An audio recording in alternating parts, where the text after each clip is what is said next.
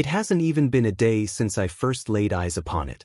I was dropping my girlfriend off for her last in-person yoga class before everything went back on lockdown for the winter, when a portrait hanging in the display window of the shop across the street unexpectedly caught my attention. It was an 18-inch by 24-inch expressionist painting of a black humanoid creature with poorly defined edges and features, like it was bleeding into the shadows around it. It was tall, gaunt, and hunched, dressed in a tattered hood and mantle that vaguely resembled a set of wings. It lacked all facial features save for a pair of misty white eyes, the only part of its body that wasn't black. It held a lumpy sack in one hand, and in the other, it plucked up a child between two of its long, Dr. Seussesque fingers. The child was bruised and bloodied, and undeniably terrified for its life, but no motive could be inferred from the stance of its tormentor. The whole scene was reminiscent of Saturn devouring his children, only with Saturn reimagined as some sort of Lovecraftian boogeyman. My interest sufficiently piqued, so I decided to go inside for a closer look. The shop in question was Orville's old-fashioned oddity outlet, and was mildly infamous for selling strange items of questionable authenticity. Ever since I had first started taking my girlfriend to the neighboring Eve's Eden of Esoterica, I often found myself wondering how old Orville managed to stay in business. His oddity shop rarely seemed busy, and from what I could tell most people agreed that his merchandise was overpriced hokum. It could have just been that Orville was living off an inheritance or something and was operating his business at a loss for the hell of it, or that the runoff from Eve's was enough to keep him afloat.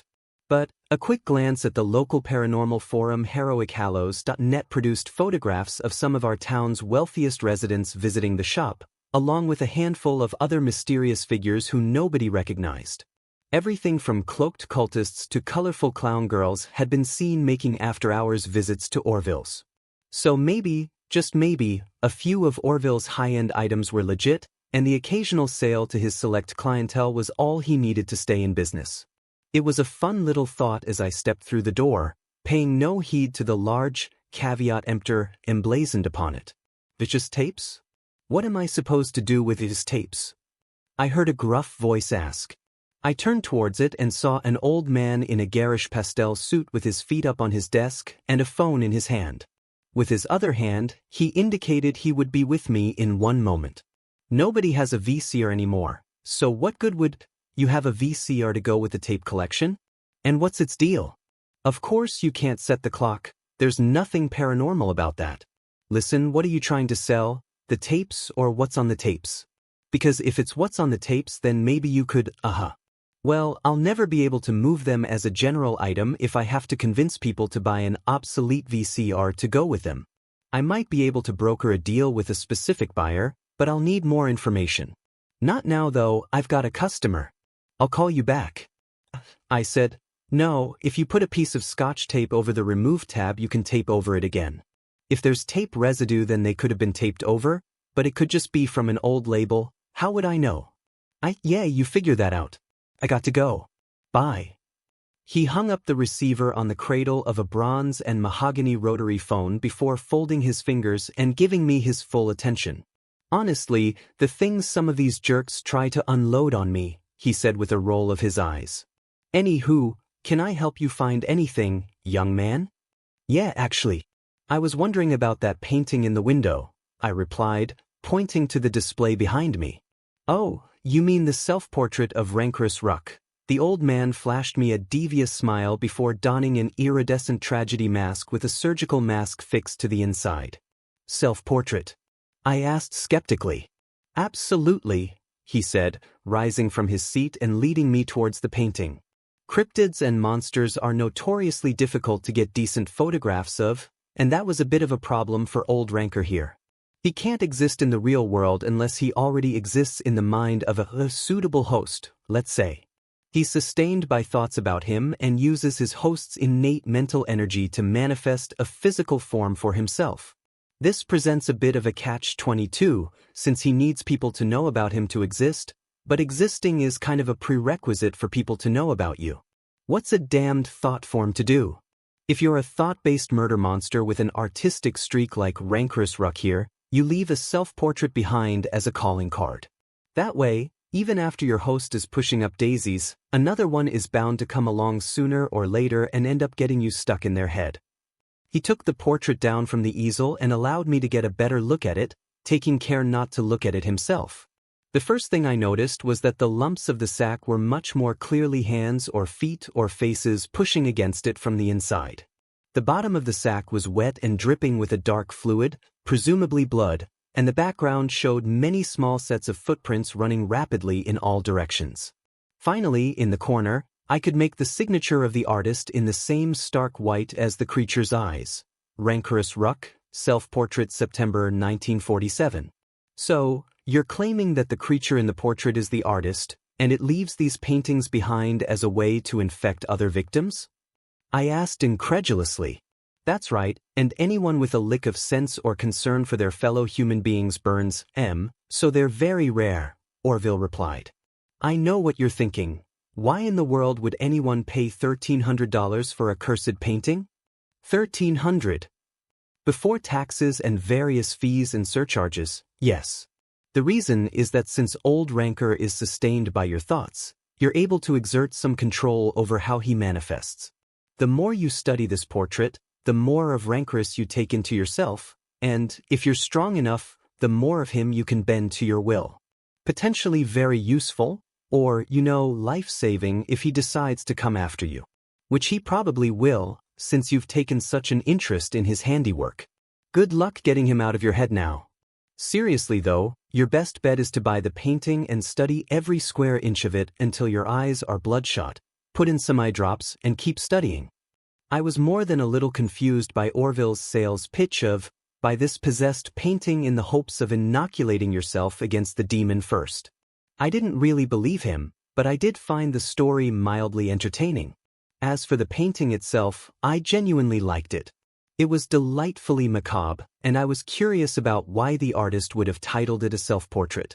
I could tell that it was an actual painting and not a print, so even though I would have liked some actual provenance on the piece, $1,300 wasn't an outrageous asking price for a decent work by an unknown artist.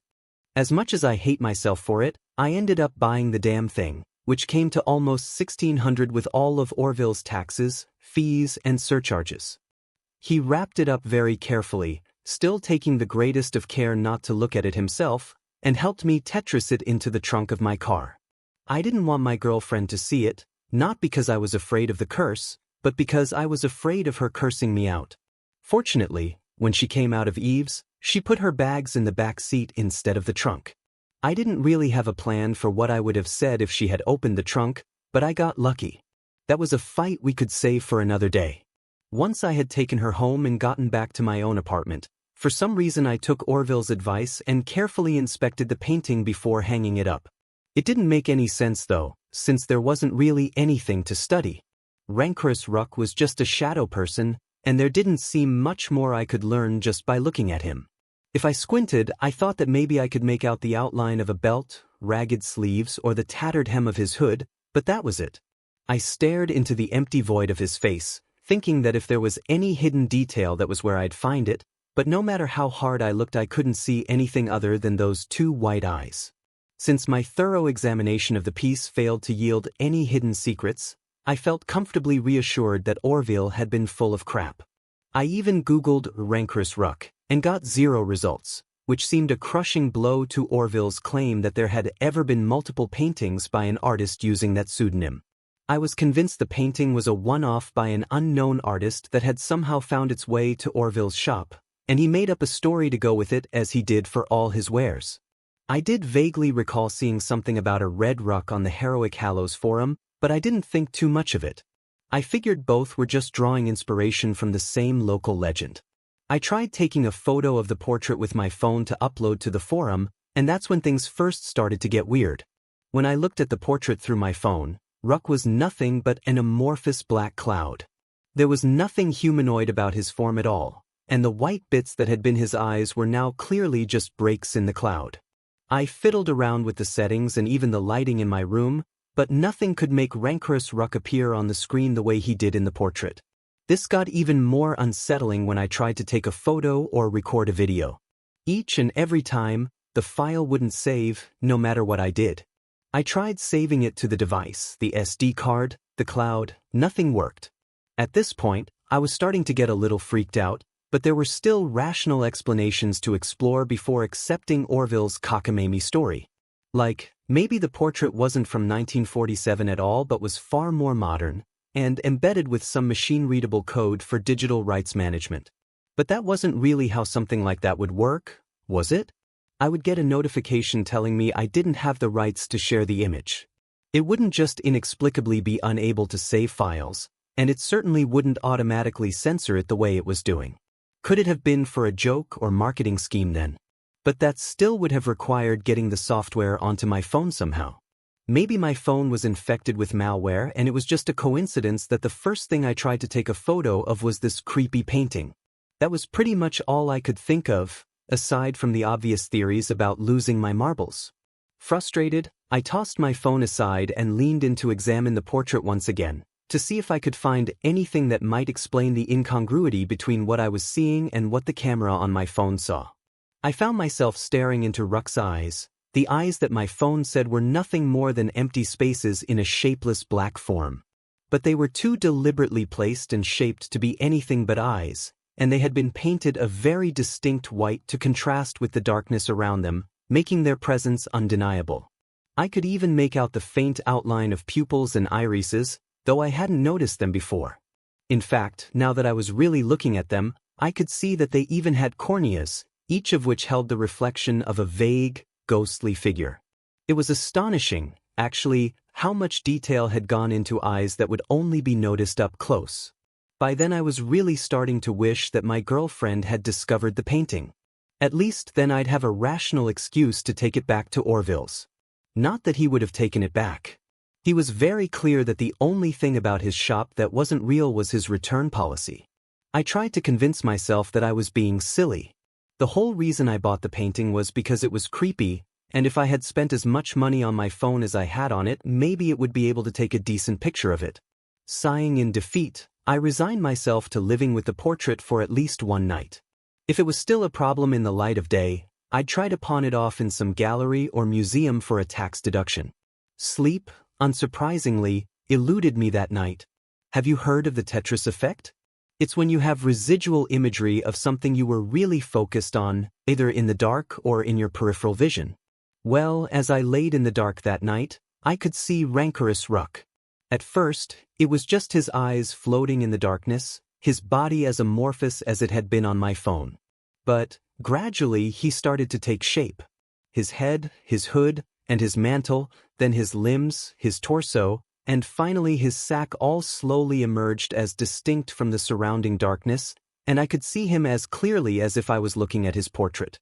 The child, however, did not appear, leaving Ruck with a free hand. He held up his long fingers to his face to examine them, and I thought nothing of it, dismissing it as more hypnagogic imagery. Then he lowered his hands and looked towards me, and a smile made of nothing more than a bright white line broke out across his face. He set his sack on the ground and began noisily rummaging through it, and as I drifted off to sleep, I remember thinking that it was very odd that a residual image on my retina should be able to make any noise at all. It was still night when I awoke again, still dark, but I could immediately tell something was wrong. My bedroom door was open when I knew I had closed it, and light was leaking in through the crack when I knew I had turned all the lights off. Panicking, I bolted out of bed and dashed into the living room, ready to confront any intruders with only my bare fists. My machismo vanished pretty quickly when I saw what was waiting for me in that room. In the sepia light of candles that I didn't own, I saw the hunched figure of rancorous Ruck working ardently at another self-portrait. His back was turned to me, and thus the painting was facing my direction. He had drawn himself emerging out of an inky black patch of mold on an old brick wall, wrapping his hand around the mouth of his victim while brandishing a knife in the other. Even though his victim's face was mostly covered by his hand, there wasn't the slightest doubt in my mind that it was supposed to be me. He turned around to face me then, his face nothing more than two white dots and a smile against an impenetrable black void. He held up his brush, heavy with paint that he carelessly let drip to my floor, and moved slightly to the side so that I could get a better view of his artwork. "I don't think I got your eyes quite right, boy," he mocked in a raspy voice. Hope you can live with that. I didn't respond. Hell, I barely heard him, my heart was pounding so hard. My veins were flooded with adrenaline, but I couldn't shake my limbs. I was practically catatonic, sweating and shivering as I just stared wide-eyed at the monster painting in my living room. Ruck just snickered in contempt, turning his attention back to his painting, adding a few finishing touches. Only then, when his back was turned and I thought I actually had a chance, did I run. I ran to my apartment door and threw it open, only to see old Ranker casually standing in the doorframe, blocking my path. "Hello," he smirked, with an exaggerated wave of his long, mangy fingers. "Yes, Dr. Susesk is what you called them, if I'm not mistaken." A colorful description, I must admit, even if it's not exactly what I was going for. I slammed the door shut, but it just went right through him, and he had somehow moved up slightly so that I had just shut him into the apartment with me. I had two choices then, either to fight him head-on or try to reach the fire escape. For absolutely nothing remotely resembling a rational motive, I tried to throttle him and tackle him to the ground. Before I could even make contact though, he slipped behind me with an ethereal ease and leapt upon my back, putting me into a chokehold and muffling my screams with his hand. I frantically tried to buck him off, slamming up against the wall and rolling upon the floor, but he clung to me with a dauntless and uncanny tenacity. It didn't take long for me to exhaust my oxygen supply like that, and I quickly lost consciousness. I wasn't dead though, not yet. I awoke at my desk, tied to my chair, with my laptop booted up and placed in front of me. It was still night, and I probably wasn't out for more than a few minutes. I began frantically looking around for my attacker, and sure enough, he was standing over me with his arms crossed, waiting patiently for me to wake up. "What the fuck are you?" I demanded, struggling against my bindings whilst on the verge of hyperventilation. "Exactly what Orville told you, or at least close enough that it's not worth going over again," he replied. He bent over and picked up his soggy, dripping sack, and I could see slowly writhing faces, hands, and other body parts pushing against it from the inside, moaning in dull anguish as they thrashed within their burlap prison. "See this? In here are all the minds of my old victims, and they're what keeps me going when the world forgets about me. You're going in here too, but not just yet.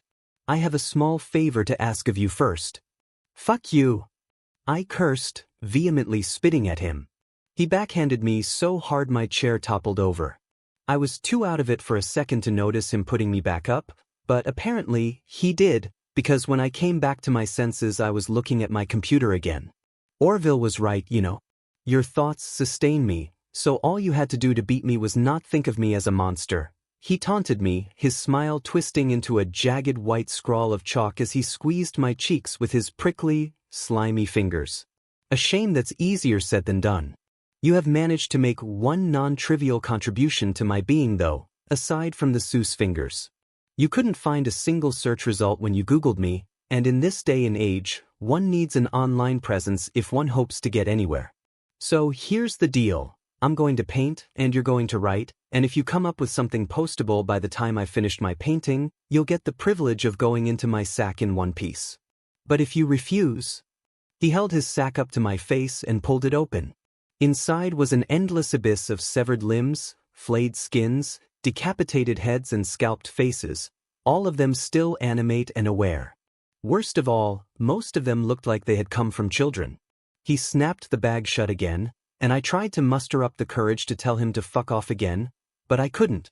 And so, I'm writing this, Rancorous Ruck's debut post to the interwebs, exposing him to a bigger audience than his paintings ever could.